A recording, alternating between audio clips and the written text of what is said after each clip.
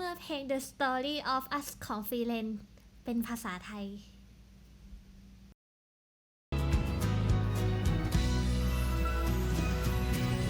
พี่ปีที่คอยพาไปทุกแห่งหน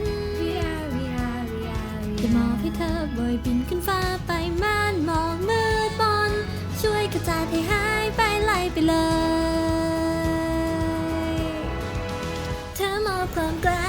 ให้ฉันก็ไปไม่ต้องกลัวบนเส้นทางจงกล้าเพื่อฉันมามองย้อนไปจะเจอร่องรอยที่แสนสำคัญได้พบเจอเธอยิ้มแย้มอยู่ไม่ไกล